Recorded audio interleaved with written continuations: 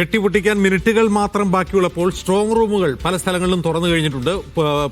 Counting ഉദ്യോഗസ്ഥർ എത്തിക്കഴിഞ്ഞിരിക്കുന്നു. തൃശ്ശൂരിൽ നിന്ന് നടരാജ് പരശുറാം ചേരുന്നു. നടരാജ്, എവിടെയൊക്കെയാണ് കൗണ്ടിംഗ് സ്റ്റേഷനിൽ പെട്ടി മറ്റേ സ്ട്രോങ് റൂം തുറന്നോ? പെട്ടികളൊക്കെ എത്തിയോ? മറ്റൊരു പ്രധാനപ്പെട്ട കാര്യം, തൃശ്ശൂർ എല്ലാവരും ഉറ്റുനോക്കുന്ന ഒരു ജില്ലയാണ്. ജില്ല എന്ന അർത്ഥത്തിൽ മാത്രമല്ല, തൃശ്ശൂർ കോർപ്പറേഷനും. എന്താണ് അവിടുത്തെ പൾസ്?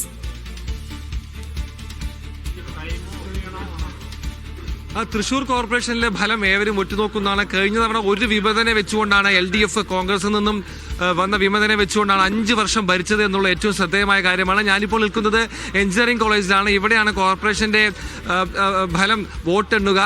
എന്തായിരിക്കും കോർപ്പറേഷനിലെ ഫലം എന്നുള്ളത് ഏറ്റവും ആകാംക്ഷ നൽകുന്നു. കാരണം BJPക്ക് കൂടി പിന്തുണയുള്ള സ്ഥലമായതുകൊണ്ട് തന്നെ നിലവിൽ 6 കൗൺസിലർമാർ BJPക്കുണ്ട്. ഇത്തവണ BJP എടുക്കുന്ന സീറ്റുകൾ മറ്റ് 2 മുന്നണികളുടെയും സീറ്റുകൾക്ക് നിർണായകമാണ്. അതുകൊണ്ട് തന്നെ എന്താവും ഫലമെന്ന് അറിയേണ്ടതുണ്ട്.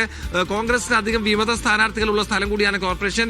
4ലധികം സ്ഥലങ്ങളിൽ വിമതന്മാരുണ്ട്. ഈ വിമതന്മാരിൽ ആരെങ്കിലും 1-2 പേർ ജയിച്ച് കയറിയാൽ കോൺഗ്രസിന്റെ സ്ഥിതി എന്താകുമെന്ന് പറയേണ്ടതുണ്ട്. കോൺഗ്രസ് ക്യാമ്പ് വലിയ ആത്മവിശ്വാസം പ്രകടിപ്പിക്കുന്നുണ്ട്. 28 മുതൽ 30 സീറ്റ് വരെ തീർച്ചയായും ഇത്തവണ നേടി കോർപ്പറേഷൻ തിരിച്ചു പിടിക്കും എന്നാണ് UDF അവകാശപ്പെടുന്നത്. എന്നാൽ LDF പറയുന്നത് അങ്ങനെയല്ല.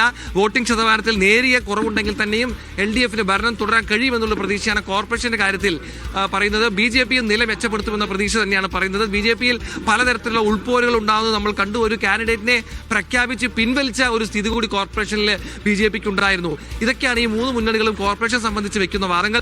ജില്ലാ പഞ്ചായത്തിൽ ഭരണം തുടരാൻ കഴിയുമെന്ന് ഇടതുപക്ഷം കണക്കുകൂട്ടുന്നു. പക്ഷേ ജില്ലാ പഞ്ചായത്ത് പിടിച്ചെടുക്കാൻ കഴിയുമെന്നാണ് UDF പറയുന്നത്. കൊടുങ്ങല്ലൂരും തിരുവല്ലാമല പഞ്ചായത്തും അതുപോലെ തന്നെ അവണിശ്ശേരി പഞ്ചായത്തിലും BJPക്ക് പ്രതീക്ഷയുണ്ട്. കൊടുങ്ങല്ലൂരിൽ നേരിയ വ്യത്യാസമായിരുന്നു. കഴിഞ്ഞ തവണ അവണിശ്ശേരി പഞ്ചായത്ത് BJP ഭരിച്ചു. തിരുവല്ലാമലയിൽ ആദ്യം ഭരണം കിട്ടിയെങ്കിലും പിന്നീട് മാറുന്ന സ്ഥിതിയുണ്ട്. ഇത്തരത്തിൽ BJPക്കും പല ഭാഗങ്ങളിൽ ചില പോക്കറ്റുകളിലുണ്ട് എന്നുള്ള കാര്യം നമ്മൾ കാണാതെ പോകരുത്. സുരേഷ് ഗോപി ഫാക്ടർ നഗരത്തിൽ ഗുണം ചെയ്യുമെന്നുള്ള ഒരു പ്രതീക്ഷ BJP പ്രവർത്തകർ പറയുന്നുണ്ടെങ്കിലും കലുങ്ക് സംവാദത്തിലുണ്ടായ തിരിച്ചടികളും വിവാദങ്ങളും അത് അപ്പാടെ ഇല്ലാതാക്കിയിട്ടുണ്ടെന്ന് എതിർ ക്യാമ്പുകൾ അവകാശപ്പെടുന്നു. എന്തായാലും എന്നുള്ളത് വളരെ പ്രധാനപ്പെട്ട ഒരു പോയിന്റ് ആണല്ലോ. മേയർ ആരോടൊപ്പമായിരുന്നു ഇക്കുറി? മേയറുടെ വാക്കുകൾ,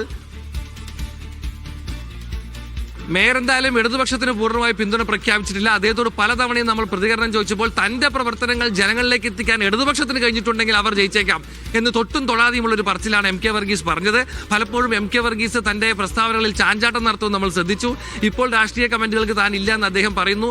ഇനിയും BJPയിലേക്ക് പോകാനുള്ള ഒരു സാധ്യത പലപ്പോഴുമായി പലരും പറയുന്നുണ്ട്. പ്രത്യേകിച്ച് സുരേഷ് ഗോപി അദ്ദേഹം പലപ്പോഴും പുകഴ്ത്തി പറഞ്ഞ സാഹചര്യങ്ങളുണ്ട്. സുരേഷ് ഗോപിയായി തനിക്ക് വ്യക്തിപരമായ നല്ല അടുപ്പമുണ്ടെന്ന് പറഞ്ഞ സാഹചര്യമുണ്ട്. എന്തായാലും ഇപ്പോൾ 3 മാസം വിശ്രമമാണെന്നും അതിനുശേഷം അടുത്ത പൊളിറ്റിക്കൽ ഡിസിഷൻ എടുക്കുമെന്നും മേയർ പറയുന്നു. മേയർ ഇടതുപക്ഷത്തോട് ഉണ്ടെന്നും ഇല്ലെന്നും അദ്ദേഹം പറയുന്ന ഒരു വ്യക്തതയില്ല. അദ്ദേഹം പറയുന്നത് തന്റെ പ്രവർത്തനങ്ങൾ ജനങ്ങളിലേക്ക് എത്തിക്കാൻ കഴിയുമെങ്കിൽ ഇടതുപക്ഷത്തിന് ഒരുപക്ഷെ ജയിച്ചു വരാൻ കഴിയുമെന്നാണ് കഴിഞ്ഞ ദിവസം പോലും MK വർഗീസ് പറഞ്ഞത്. കൗണ്ടിംഗ് സ്റ്റേഷനിൽ ഇപ്പോൾ